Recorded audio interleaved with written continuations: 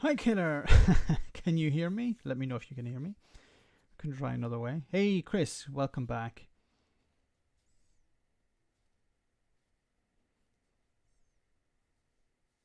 Yoni is here. Great to see you, Yoni. Cavan Lad is here. Great to see you.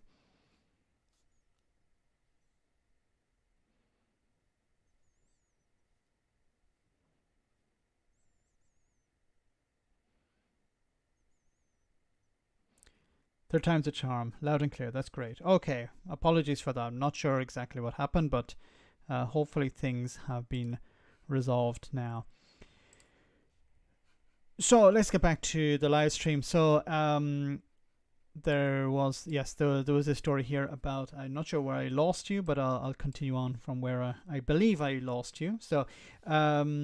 So messages sent by Matt Hancock said that Rishi Sunak would have put enormous pressure on Boris Johnson not to have an autumn lockdown in 2020, which would have meant not enough being done to halt the spread of coronavirus, the COVID-19 inquiry has heard. So this idea that Rishi Sunak, of course, was against the idea of another lockdown because he had his eat out to help out, he had his plan to protect the economy, and he was not singing from the same hymn sheet, it seems, from the rest of the government. And I don't believe for a second that Johnson was going against the idea of avoiding another lockdown. I think he was of the idea of let's avoid another lockdown, I should say. Johnson was not willing to go further in terms of national restrictions to ease the spread of COVID-19 in the autumn of 2020. Was not willing to go further in terms of, so he once again, Boris Johnson didn't really care about dealing with it. It was about protecting Boris Johnson. Tiny Demolition Lover, great to see you on the stream tonight, and welcome back, Regan Elite. Roisin, great to see you. Artie Bus is here, great to have you on once again, and welcome back, everybody. Apologies for the problems before. Always seems to be technical problems. I don't know if it's the time or what, but let's try and get through this anyway. Hancock has accepted that transgressions in his personal life may have affected the public's confidence in rules. Yes. After the fact, of course. If the government had acted more swiftly in the autumn of 2020, school closures would have been avoided in January 2021. Hancock told the inquiry that every decision was a choice between difficult options, as he discussed the decision to discharge hospital patients to care homes. Yeah, it was difficult. Alistair, thank you so much for that super chat, for the hamster's power. Thank you so much, Alistair. Very kind of you. Random Scottish History, great to see you on the stream tonight. Hope you're well. Thank you so much, Alistair, and thanks for your support from Scotland. Just on Scotland, and I see a lot of Scots have jumped onto the chat. It was interesting that support for the SNP still seems to be holding up after all the attempts by the right-wing media and Westminster to tear them down. So I understand, and I keep saying that Humza Yousaf is no Nicola Sturgeon, and they're massive shoes to fill. But he seems to be doing okay, and support for the party seems to be holding up in respect to a future general election. But of course, polling is one thing. How people actually turn out on the day is another thing. But anyway, sticking with Scotland, it says here, former First Minister Nicola Sturgeon would communicate with the public in a way that was unhelpful and confusing, according to Hancock. What? The COVID inquiry has shown the WhatsApp messages from Hancock in July 2020 regarding communication communication around travel from Spain and quarantine. When told that Number 10 wanted to communicate on the matter ASAP, Hancock replied, "Me too. It will leak anyway, and the Scots will try to get their announcement out first." So there was this idea, and I remember it at the time. Nicola Sturgeon and the Scottish Government would implement some sort of measure, and then a few weeks later, Westminster would do it. Now, I think it's a case of, I actually think it's a case of the Scottish Government cared about the public, while Westminster and Boris Johnson's government didn't. They didn't give a crap. It was like covering their arse or doing what they can to protect themselves. And you notice that whenever the Scottish Government, or the Welsh Government for that matter, would implement some sort of restriction or some sort of measure or guidance, the Tories would do it after. Now, I don't believe that it was the scientific advice was different. It was a case of Sage was telling both sides, we need to do X. The Scottish government and the Welsh government would implement X, while Boris Johnson's government would go, what about the backbenchers? What about the economy? What about something else? And then eventually, when it was too late, then they would implement the measure. Brad, thanks so much for that super chat. Hancock survived by bush ticker trial because he had already tasted Gina Colangelo.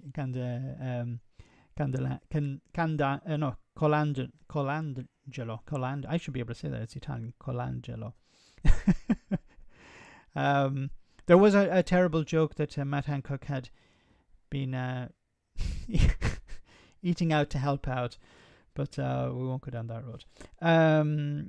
Thanks so much, Brad. Yeah, it's Hancock should have resigned long before that, but he should have resigned long before he messed up. He was useless. He was terrible, and he didn't command the support of the department either. They thought of him as a joke, and it made it more difficult for him to stamp his authority. He's trying to present himself as the voice of reason in Boris Johnson's cabinet, but I think he was a headbanger just like the rest of them. Hancock said that he was very worried about rearguard action from other members of the government when pushing for more stringent measures to stop the spread of COVID-19 in autumn 2020. Meanwhile, Sunak said that the government was finalising legislation to push through his vital Rwanda asylum plan, as his patience has worn thin by delays. Oh, goodness. So, once again, back to Rwanda. This is the focus of the day for the Conservatives. Oh, my goodness. Missy Hill says, DUP flash news. There's been a digger and a wheelbarrow has been seen near Casement Park. Warning. Nicola run amok with them and has saved many lives. The SNP done a fantastic job. Most English councils followed Nicola. We need to escape this occupation. Keir Starmer accused Sunak of shrinking and retreating from showcasing leadership on the global stage at COP28 and over the climate crisis. Yes. So, it's a sort of, when it comes to the UK government's response, we'll just have to wait until next year because the current headbangers don't want to do anything. The former Home Secretary Priti Patel and Suella Braverman have been accused of operating a secret policy to deny 1,600 victims of trafficking leave to remain in the United Kingdom despite a court ruling that they were entitled to stay. This sort of undermines my idea that some of these people are pretending to be racist and pretending to be bigoted and pretending to be evil. I think it's a case of Priti Patel and Suella Braverman actually being evil, not pretending. A landmark high case ruling in November 2021 concluded that confirmed victims of trafficking who had claimed asylum and were waiting for a decision should be automatically given permission to stay in the UK, known as discretionary leave. And they were operating a secret policy to deny people, these are victims of people trafficking. These are not people who, and there's nothing wrong with people crossing the channel in a dinghy, to claim asylum. But these are people who have been people trafficked, and then they escape their traffickers. They escape slavery in many cases to claim asylum. And Suella Braverman and Priti Patel were trying to deny them that right. What utter scumbags. Once again, I used to think some of these people pretended to be evil to benefit themselves, but in some cases there's no pretension at all.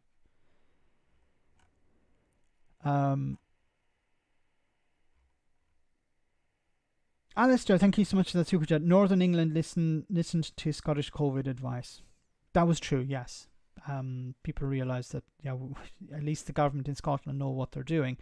The one in Westminster, run by Boris Johnson, are constantly looking over the shoulder. What can we not do? What can we get away with? Instead of actually taking a proactive approach to it. Hancock just lies regardless of platform. 24-hour strike by bus and rail train drivers in Northern Ireland has disrupted travel for school children and commuters, but renewed scrutiny on Westminster budget allocation for the region. Members of Unite, GMB and SIP2 unions started the action at midnight to protest against what they termed as a pay freeze and warned of possible further strikes over Christmas, which is going to be a problem, of course. Anyway, moving on. Here's an interesting graph. Labour leads Conservatives by 19 points. This is from Sky News. It says here the average of most recent polls from each pollster. We can see Labour on 44.5%, Conservatives 25.1%, Lib Dems 10%, Reform UK is on 8%, Greens 6.2%, SNP 3.3%. And of course, SNP is a different kettle of fish because they, of course, run only in Scotland. Brad, thanks so much for that super chat. Patel's dream plan was to turn refugees to stone with their smirk. Well said. We have to laugh because otherwise we'll cry. Yes, that was. And I posted a video today about her in the House of Commons where she was smirking about Brexit, where she was saying to the business secretary, what can we do to bring down, to reduce barriers to trade? And both of them are frigging Brexiteers. Both of them campaigned for more barriers to trade. Both of them celebrated barriers to trade. And now they're saying, okay, let's try and bring them down. But not actually bring them down. Like they're talking about bringing them down, but they're not actually interested. Because, of course, the way to bring down barriers to trade with the European Union is being in the European Union. But neither of them want to accept that or actually campaign for it. Oh, God. But we can see here, Labour are doing quite well. The numbers are levelling off, it seems. So there hasn't been anything really dramatic since when is this? It doesn't say.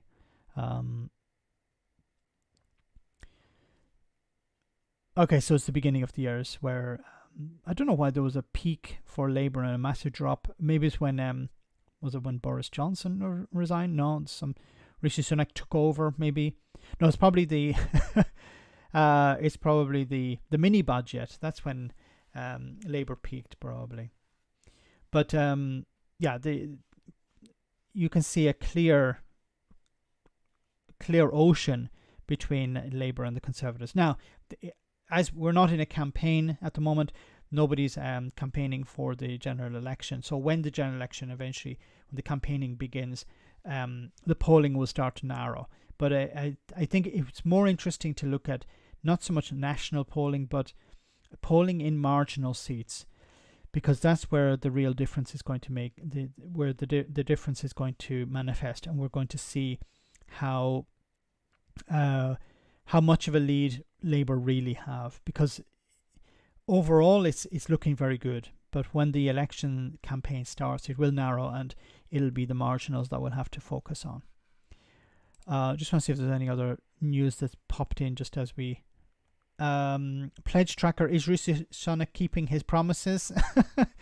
As of October, inflation has fallen to 4.6%, meeting Sunak's target. Wasn't his target, but he could have set the target.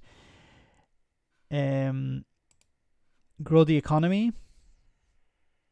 The economy has not grown in the 3 months to September. Reduce debt. Debt is increasing. NHS waiting lists. Wow. So Sunak's promise, what was it, to have waiting lists? I'm not sure what. Okay. So his promise was to have in less. What was it, about a year?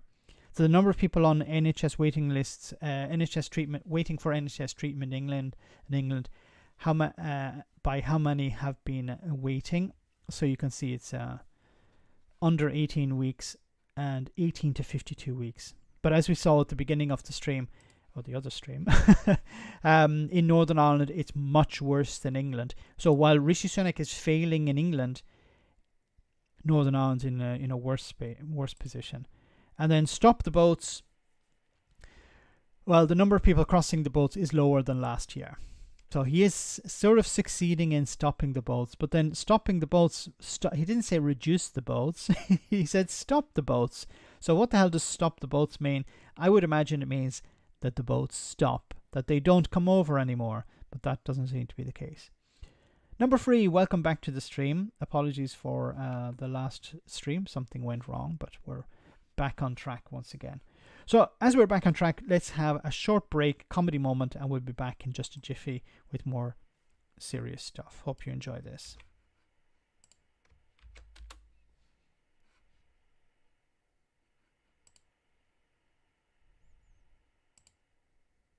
We have no sound.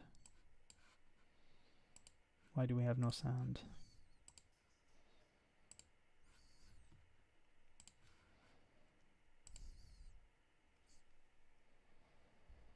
Oh, things are not working out very well tonight, are they?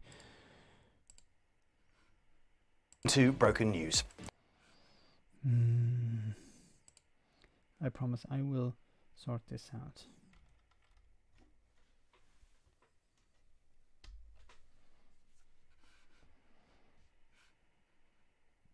Okay, we should be...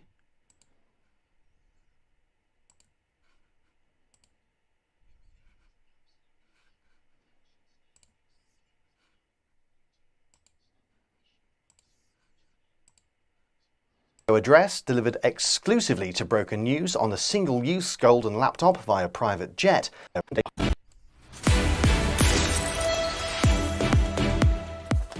Welcome to Broken News. Everything is absolutely fine and things should stay exactly as they are, according to a joint statement issued by the super rich today. In a surprise video address delivered exclusively to Broken News on a single-use golden laptop via private jet, a group of billionaires urged people to continue to watch reality TV, order Deliveroo and fight amongst themselves, rather than spend a second investigating how neoliberal capitalism is working out for anyone other than the 1%. Our reporter has more. Shut up or you'll spoil everything. That's the message today from the group calling themselves the lovely and innocent billionaires. Despite a cost of living crisis in the UK, political and social upheaval in the United States and war in Eastern Europe, the group says we should try not to ruin how good everything is for everyone. While life expectancy has fallen in developed nations for the first time in history, this powerful cabal of the super rich says that supporting humanity simply isn't cost effective. And it's better for us all if that money is spent on political lobbying and rockets that look like big fat cocks. They've urged us not to rise up. Instead, they said it's important for all of us to shout at talk radio hosts, call everyone a bigot, and use Twitter to try to get university lecturers sacked. Back to you. Johnny, thank you. Well, Broken News tried to secure an interview with the shadowy group, but we were told, shouldn't you be holding a debate on trans women in bathrooms and how come comedians can't tell proper jokes anymore? A good point, well made. That's it from us. You're up to date. Oh my goodness. Okay, moving on. Glasgow City Council declares housing emergency due to homelessness pressures. So as we get closer to Christmas, unfortunately, the situation is getting more and more desperate for people who are homeless all over the world. And this story here from Sky News about what's happening in Glasgow. The City Council Administration Committee agreed the move on Thursday, with the local authorities saying unprecedented pressures had forced its hand. Earlier this month, Edinburgh City Council was the first Scottish city to declare a housing emergency. Achill and Brute Council previously declared an emergency in June. It has come as figures are released that show that the number of households and children in temporary accommodation in England has hit shameful record levels, with nearly 139,000 children living without a permanent home. Glasgow City Council currently has 6,000 open homelessness cases. Meanwhile, the number of homeless refugees has doubled after the UK government implemented a streamlined asylum process in June to address a significant backlog of decisions and reduce the number of applicants in contingency and displaced accommodation. Yeah, this was really sort of ironic that what the Tories decided to do. Okay, we're going to streamline the processing of asylum claims. We're going to increase the number of asylum claims, but what we're going to do is move people out of emergency accommodation or dispersed accommodation so that they were put out onto the street. So people who were waiting for a long time for an asylum claim were like, okay, now we're processing your claim. Yeah, you have been successful. Now out onto the street. Since the decision, the council report shows the number of single people and families being granted leave to remain in Glasgow rose from 65 in June to 176 in October. Between the 1st and 21st of November, a further 97 single people and 35 family referrals were made by MERS for households in the city for those granted asylum. It's really sad because there's asylum seekers really have no one to go to, and of course many homeless people have no one to go to, but sometimes they're able to rely on friends or family at least to get by for a bit, but asylum seekers don't actually have that benefit at all. Just jumped out of for a bottle of Baileys, and my ears are just about falling off by the time I made it back. So can you imagine what it's like, in a sleeping bag or something like that? The move was recommended by in a report by Councillor Alan Casey, City Conveyor for Workforce Homelessness and Addiction Services. Councillor Casey said, "There is no doubt that the pressures we're facing constitute an emergency. We agree with partners that we urgently need resources to help us deal with these added pressures. We also need the UK government to pause their unconscious asylum batching decision, which is already increasing homelessness and destitution, until they work with us to put a proper plan in place to commit to fully funding their decision." I don't know if the people who are processing the claims understand that if they process the claims so quickly, that people are not able to find a proper accommodation after having their accommodation replaced. Do they actually understand what's going on, or is it just we need to get through the cases as quickly as possible? One thing is processing the claims, another is making sure that people have proper housing to go to. And of course, there is a problem with housing at the moment.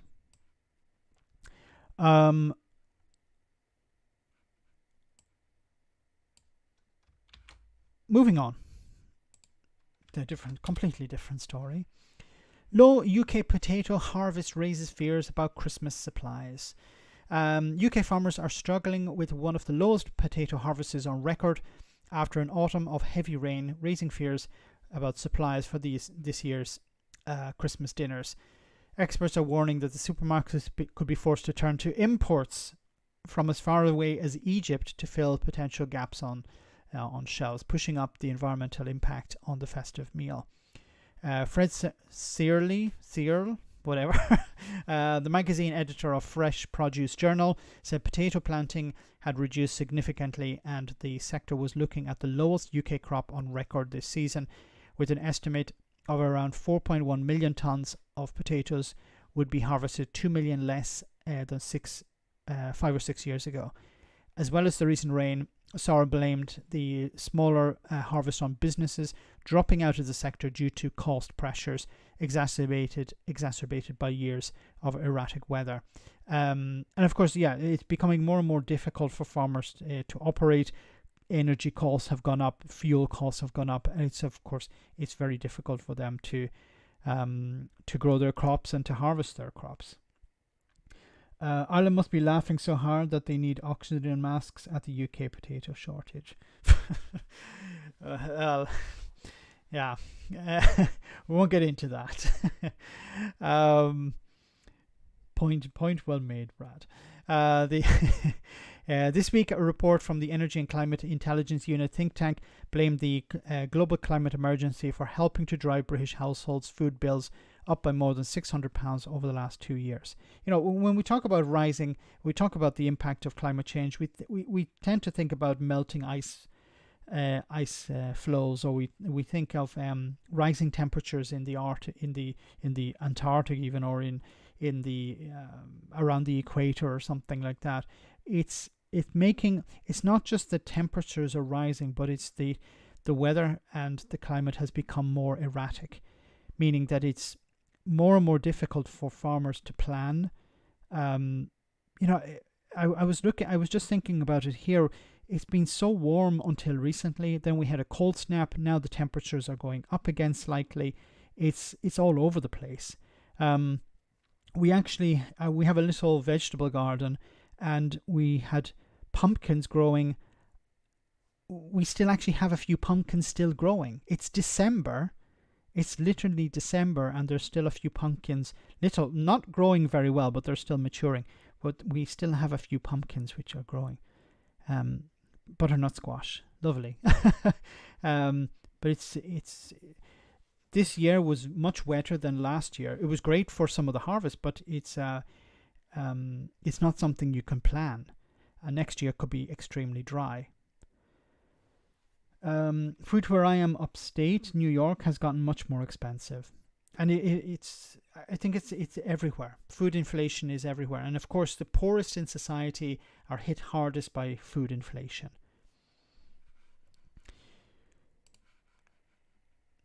This feeds into what's happening with the environment and what we need to do to. It's no longer a case of stopping climate change. We can't stop it, but we have to prepare better for it. Here's what the King had to say. As I've tried to say on many occasions, unless we rapidly repair and restore nature's unique economy based on harmony and balance, which is our ultimate sustainer, our own economy and survivability will be imperiled. Some important progress has been made, but it worries me greatly that we remain so dreadfully far off track, as the Global Stocktake report demonstrates so graphically. The dangers are no longer distant risks. I have seen across the Commonwealth and beyond countless communities which are unable to withstand repeated shocks, whose lives and livelihoods are laid waste by climate change. Surely, real action is required to stem the growing toll of its most vulnerable victims. Harmony with nature must be maintained. The earth does not belong to us. We belong to the earth. Look, I know he's a multi-billionaire and all of this, and he's a royal and everything, but I think it's important what he's actually saying. So I don't listen to who it's coming from. I listen to what's being said, and also, yes, many people have noticed the Greek tie, a snub to Rishi Sunak. Rishi Sunak insulting the Greek president, Greek prime minister. Well, I'm going to take the side of the Greeks. We should hand them back. Give back the Greek marbles. But yes, he's correct on what needs to be done. And unfortunately, I think we're at a stage where we don't have enough consensus. We don't have enough governments working together. It's a bit dire. It's a bit depressing, because we're seeing climate change all around us, but we're not doing what's necessary. And I keep saying that individuals can't do much, but what needs to happen is it needs to happen at the governmental level. The state has to be putting in place changes. Governments can do a lot just through legislation. It doesn't actually require a lot of money it doesn't always require a lot of money. Many times just a piece of legislation, the stroke of a pen, you can change so many things. But unfortunately, governments don't seem to be interested. They seem to be more interested in chasing things like small boats, or attacking asylum seekers, or blaming someone else for their own failures. Anyway, guys, want to move on from that.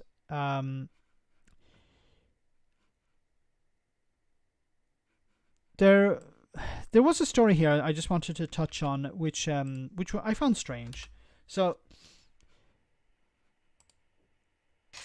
let's hear what the Shadow Business Secretary Jonathan Reynolds had to say when he appeared on the BBC this morning. So in the last 8 years, 5,783 branches have closed, and you're proposing how many hubs? Well, we believe, with the criteria we put forward, we'd be opening at least 350. So you need an area of broadly 10 to 15,000 people for one of these hubs to work, to have the catchment area. And, of course, there would be still existing. Some businesses, for instance, have said they want to keep their branches open, but it's particularly about addressing those parts of the country where they've got no services. But they're not going to make up for the 5,783 branches that have been closed in the last 8 years, are Well, they? you're right to say the scale of closure. Nearly half of all branches, I think, have closed since 2015. So they're not replicating. We're recognising there has been a reduction, and many of us will choose to bank online or through telephone services. So there's been a change.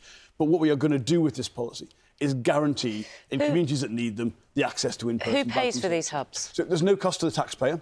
No. The cost is So borne it's to business. by the businesses. So at the moment, and according to the FCA, the Financial Conduct Authority, the average bank branch costs nearly £600,000 a year to run, £590,000 a year to run.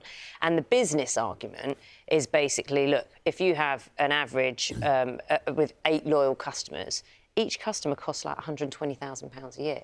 How are you going to convince the banks, the businesses, to spend this money when they've been loss makers? Yeah, well, you're right to say that's the figure for running an individual bank branch. A banking hub, depending on the area, the rental costs of property, would be about £200,000 to £300,000 a year to run, so significantly less. And that's obviously shared between a lot of financial institutions. So it must I be think offering fewer services then to cost so much. You wouldn't, so for much instance, less. be able to go and get a mortgage or something like that. So more advanced banking So it's services admin would stuff. remain. No, it's paying in cash, cheques, the kind of essential day-to-day banking services that are there. But I think this is a reasonable balance between recognising things have changed and recognising that people do need access to these services. I think sharing...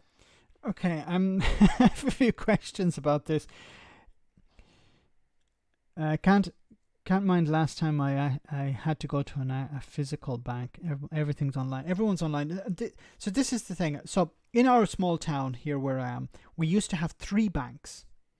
Then after a few years we had just 2. Then we just had 1, and now we have 0. If you want to go to the bank, you need to go to the next town, a bigger town, which actually has, I think, just 2 banks. Used to have something like 4, now it has 2. As was pointed out here, it's a huge cost for the banks to have a branch open, and more people are moving online. Now, there are, of course, older people, or sometimes people will need to use a physical bank because they have an online problem, or they're not able to resolve the problem online, or they're not able to resolve the problem on the phone, or they need to speak with the manager or representative or something. But these are rare occasions, and I don't see the banks returning to the high street. Now, there was this mention that that high street banking would be back, but that's not really what's talked about here. It's more about hubs. So there would be a banking hub. But once again, this is a cost that I don't know who's going to cover. Are the banks going to cover this cost? Where's the incentive for the banks to cover this cost? They're all about cutting the cost. So I really don't understand how this is going to work, and where are these hubs going to be? Because if they're not in the local area, then what's the advantage of you hold up a petrol station, ask Sausage Fingers, he gets bags of cash from ours. Sausage Fingers. I'm with a digital bank. I've still got my old Bank of Scotland account as a backup. How do you get cash? Yeah, how do you get... Well, if there's no banks... Well, for example, there are ATM machines. So the post office, for example, here has an ATM machine. I think there's just one ATM machine left in our little town. There used to be 2. Actually, I think there were 3 at one stage, but now there's only 1. But there's pressure on the town hall to open up a cash machine in the town hall, so at least people can go there. The people I heard to do work around my yard all want cash. What is cash? Says Pumps. Welcome to the stream, Pumps. I haven't seen you in a long time. Can't pay cash online. Stick the money into your PC. What about paying in cash? it's very difficult to pay in cash. Like I remember when I was last in London, it was very difficult to pay in cash. Not that I had my debit card with me, so I used that, but I noticed a lot of places didn't accept cash when I was in London, especially small. Like there was a small Greek takeaway I went into, and they said on the door outside, no cash, which was very surprising because, and that's understandable because there's a huge risk, in having a lot of cash on the premises. You prefer just to have it all done online, but not everyone wants to do that. Anyway, no, I just wanted to cover that story. It was interesting. So the Labour Party want to bring, the future Labour government want to bring back physical banks. I can see the of course, the advantage is for particularly the elderly who want to be able to go into the bank, have a chat with somebody, see what they're doing. They're not computer literate. Maybe they've never used a computer. So it's a peace of mind, a bit of peace of mind for them. But for the companies, the businesses, the banks themselves, they don't want to get involved in this, it seems, because it's just a cost. They don't see it as any real advantage. What you're starting to see a lot of is these sort of pop-up banks where they're just there to sign people up. They're not actually providing any services. It's like, sign up to our online service. They're in the supermarket once a week or something like that. In the shopping centre.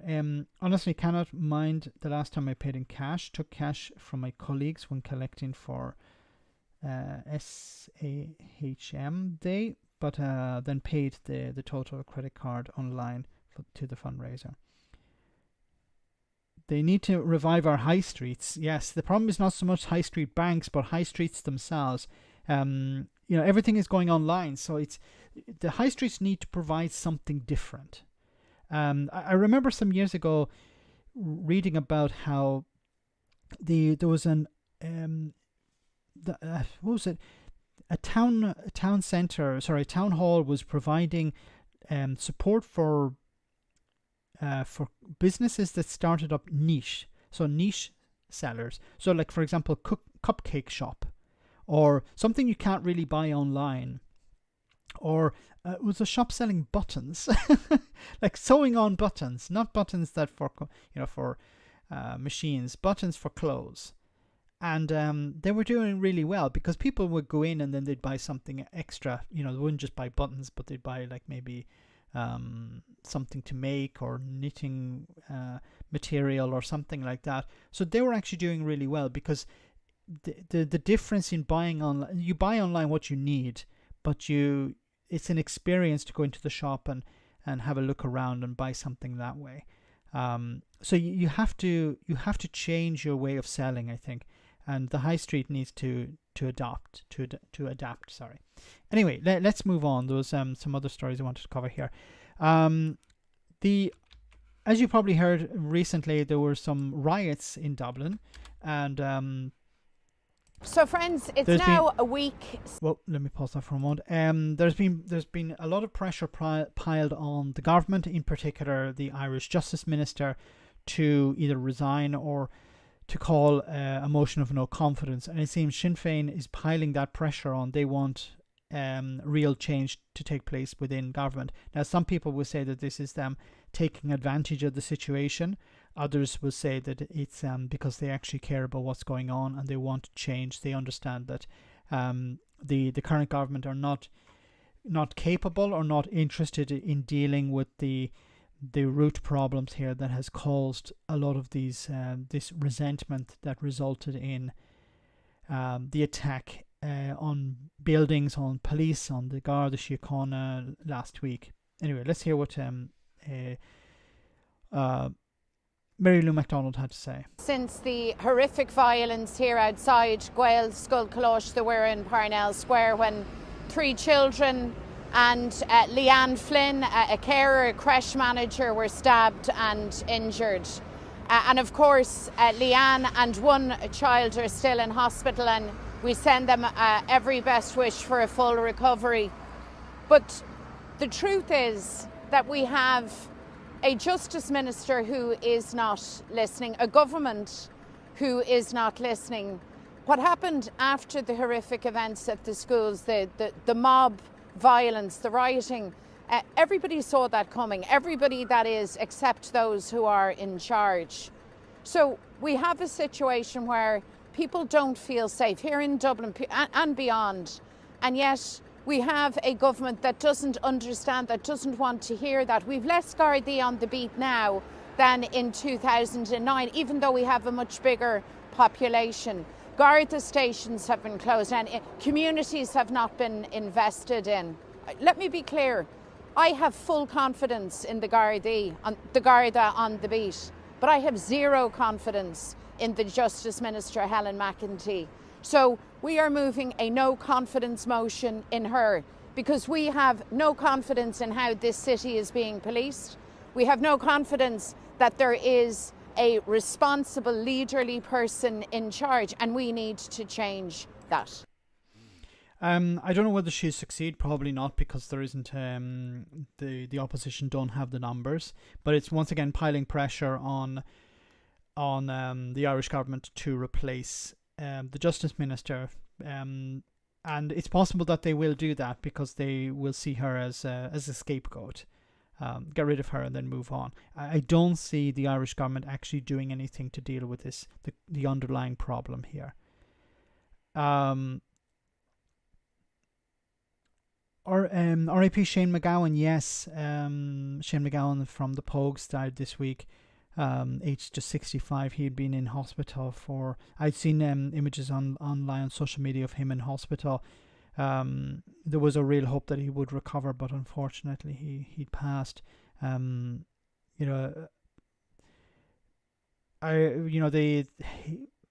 remember growing up with the music from the Pogues, and but in particular Fairy Tale in New York, of course, being their most famous song of all time, and it's repeated all the time at Christmas.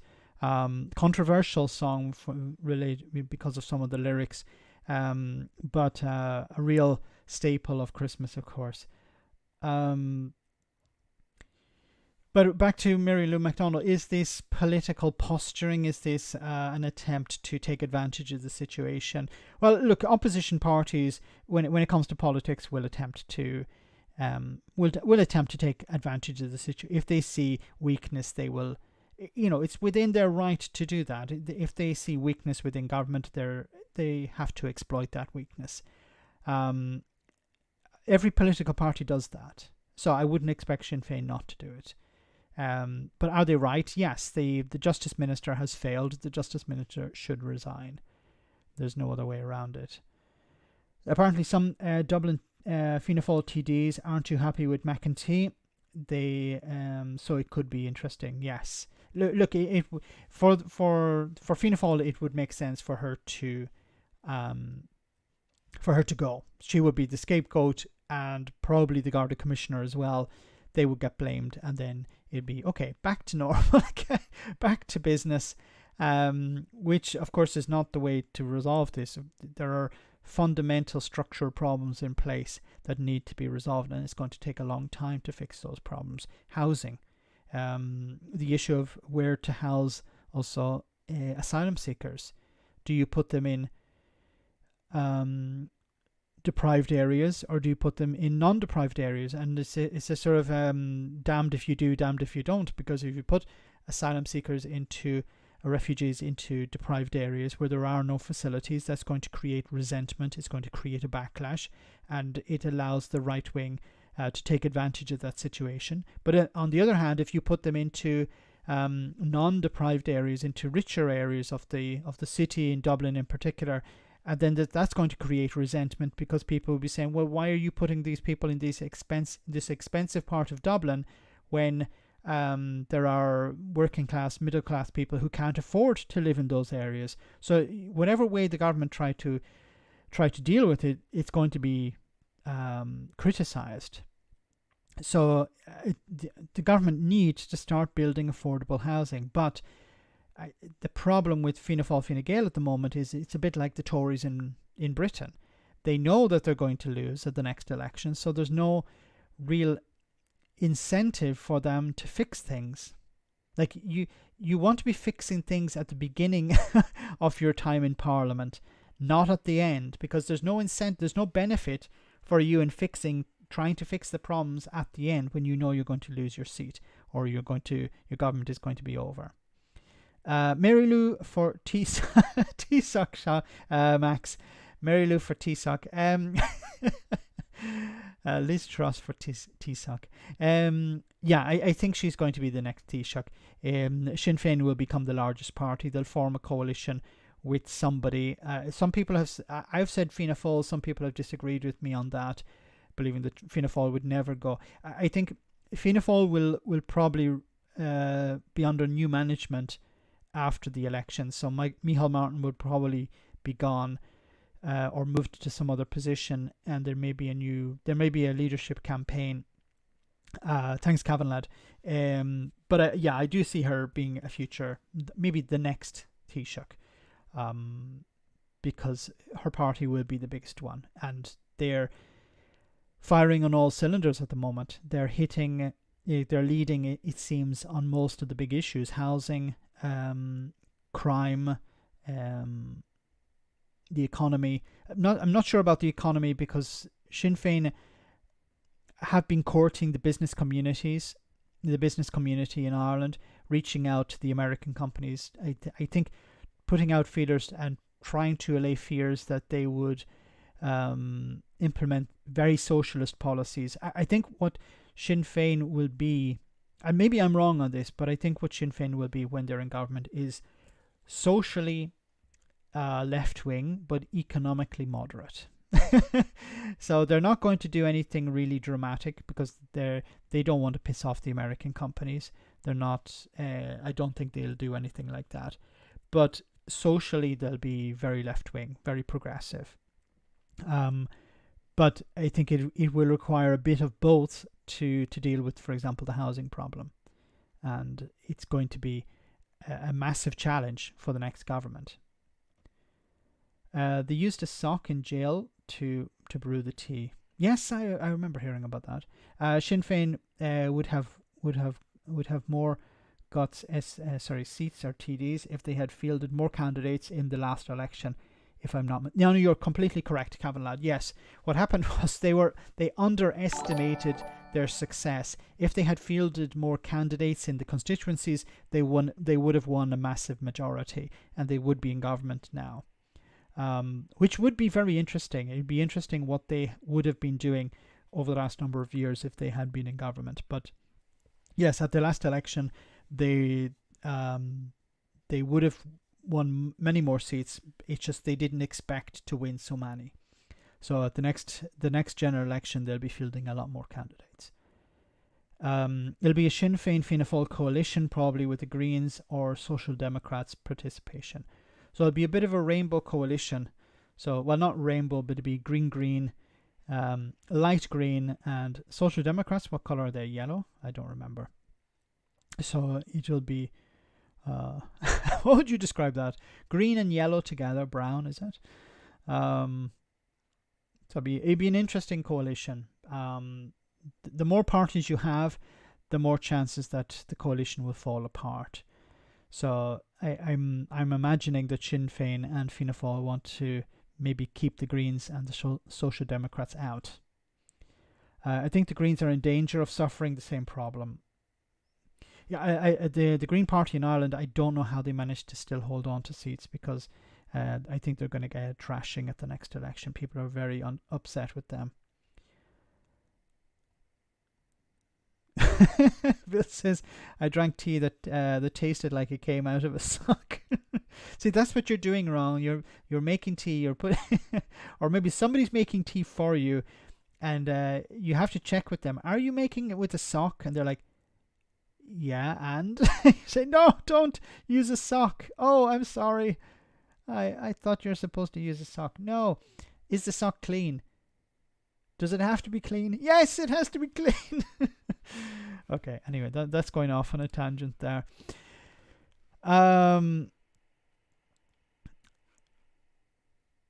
Just one final story before we finish for tonight.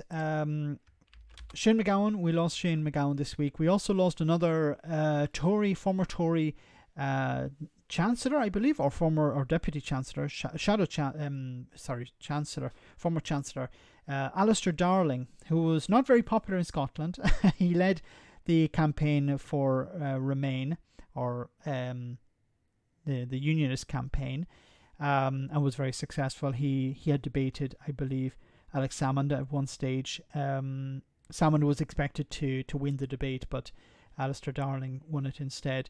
So he wasn't very popular in Scotland, but it seems that Rachel Reeves, Alistair Darling warned me not to fall into Tory traps. I'll do it later. Alistair Darling warned Rachel Reeves not to fall into Tory traps as Labour prepared for the next general election. The Shadow Chancellor has said as she revealed how he helped shape the party's current policies before he died. Reeves said she was in regular contact with the former Chancellor before his death, which was announced on Thursday by his family. She said that the former Chancellor had been a mentor to her, both when she was a new MP and later when she became the shadow, began to shadow his former brief. He quite quickly took me under his wing after she was elected in 2010 and was a bit of a mentor to me.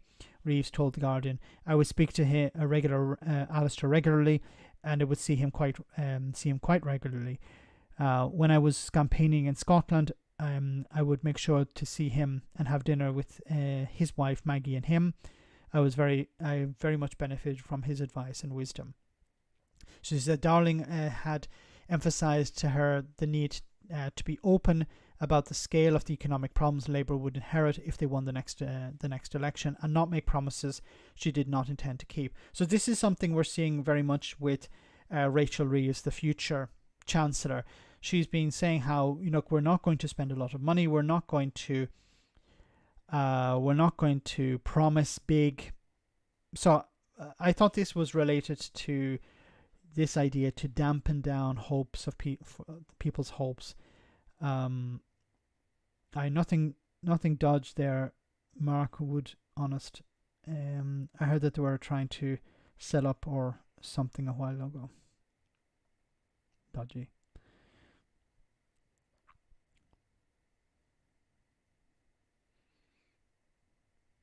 Don't call me darling. Yes. From Blackadder. Fiscal responsibility. It's about austerity. So she wants to impose austerity again. This is what it's about, because look, it's very simple. If public spending does not match inflation, public spending is being cut. And public spending cuts is another name for inflation. So what Rachel Reeves, I believe, is saying is that what they're going to do is they're not going to increase public spending, day-to-day spending, unless there's increases in tax intake. But for infrastructure spending will not increase. So if it's not going to increase, obviously it's not increasing with inflation, unless she's stipulated that it will, but I don't think so. If it's not increasing with inflation, then that's austerity. You don't want to go down. We have seen how austerity doesn't work. Austerity does not result in growth. There's no such thing as growth through austerity. It's just cutting public services, making it more difficult for ordinary people, and those who don't rely on the public services will be fine, but so many others will not be fine.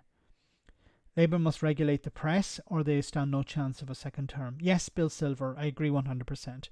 They need to deal with the likes of Rupert Murdoch or the owners of the Daily Mail, the Times, the Express. They need to deal with the right-wing media in particular, because the right-wing media will constantly say how the Tories are doing everything right and everyone else is doing everything wrong. And if Labour are trying to do good things, it'll be painted as something terrible, and they need to deal with the media. But I think it's very difficult, because the people who run these newspapers are extremely rich, and they're happy to spend lots of money to protect their position.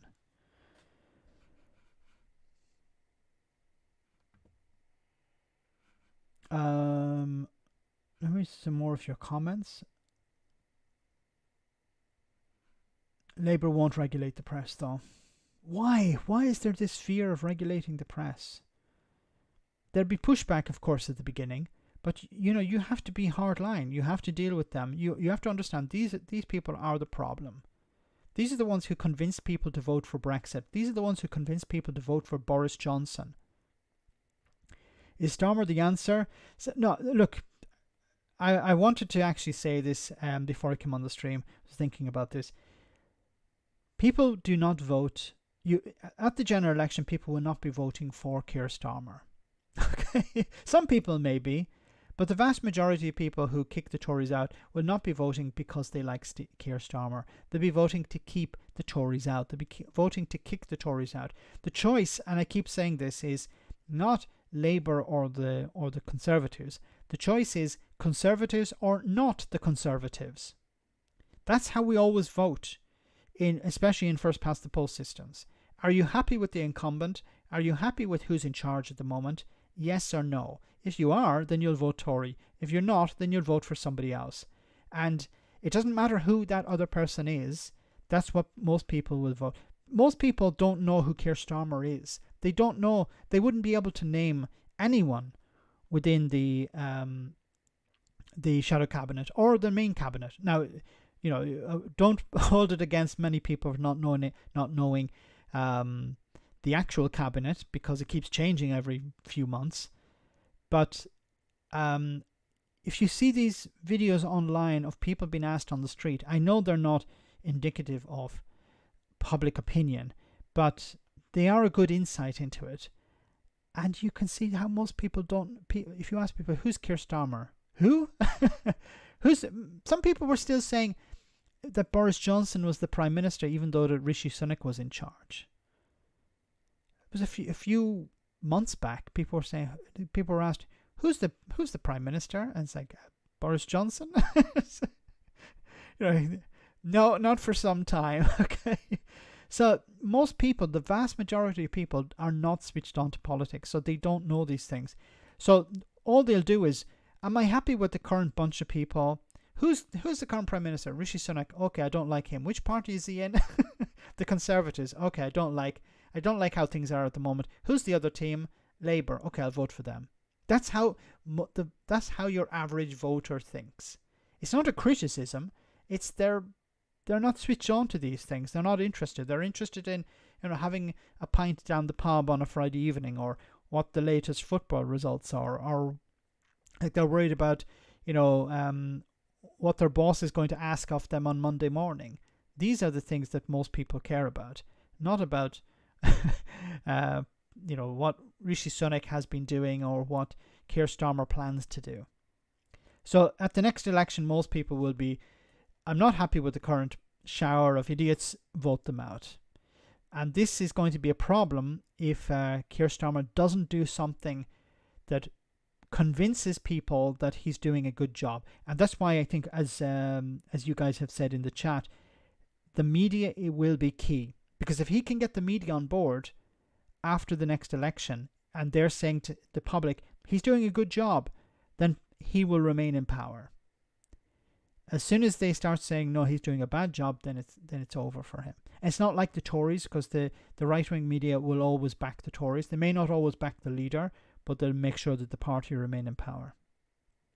15 minutes per month, that's the average intake of any politics. 15 minutes a month, my God. If supply can't meet the increase in demand, example housing, then inflation will result. Tax is then used to counter that. Was on the bus the other day, and there were old men talking, said that they should get Boris back, typical type who wouldn't care if the world blew up. And this is a big, although those people are not going to, I wouldn't care so much about them, because Boris Johnson's not coming back. Those people are too far gone. So anyone who's saying they'd like to have Boris Johnson back don't actually know who Boris Johnson is, and they just look on he was a bit of a clown, and I wanted a bit of a clown. These people are not struggling at the moment, so they obviously they're beyond the pale. they can't be gotten through to. If somebody still thinks Boris Johnson should be in charge, it's pointless trying to discuss anything with them, because their mind has been completely turned to mush. People should be more interested. Yeah, people should be more, because it's important, but unfortunately this is not taught at school. People don't understand how the political system works. They don't understand the job of MPs. They don't understand why MPs are supposed to be making difficult decisions. They don't know how MPs can be held to account. There are so many things that people should be taught at school. Civic studies, understanding how the economics work, how the exchequer works, how government borrows money, how it deals with debt, deals with costs within government. All of these things need to be taught to people at school. Unfortunately, we have to rely on people to tell us these things, and the people telling us are not always honest. There's a new broken news video that's good about people voting for more of the same. Yes, I think I've already showed it earlier on. Just on, watched AirSat 1 coverage. Ireland now a spacefaring nation. Wow, that's good to hear. So guys, we're almost at the end of the stream. Wow, we ran a little bit over time, but that's fine. Apologies for the problems at the beginning, but we got through it in the end. So I want to say a massive thank you to everyone who came on. Thanks to everyone who smashed the like button, everyone who sent a super chat. Greatly appreciated, as always. Thank you so much for your support. I'll see you on Sunday. Sunday Roast is back. I'm back, I should say, on the Sunday Roast. So check out the Sunday Roast this Sunday. Very interesting guest. Welcome back, an old friend of the show. And I didn't see it here on. I showed it about halfway through the stream earlier on, about the rich people not wanting people to. Maybe it was a different clip you're talking about. Anyway, I want to say thanks to the moderators for doing a wonderful job. Make sure to check out the Sunday Roast on Sunday, and we have our one for the road. Hope you enjoy this. Colin from Portsmouth is on the line. Hello, Colin. Disgusted, Anthony. Absolutely disgusted. What's happened this time, Colin? You sound crimson. My grandson's primary school are doing their nativity playing, right? Yep. They're having a pregnant migrant woman crossing a border with her husband, who isn't even the dad. Oh, God. And we're supposed to be happy that they're given a warm place to stay. It's bad enough primary schools have gone woke, but they're brainwashing children at Christmas.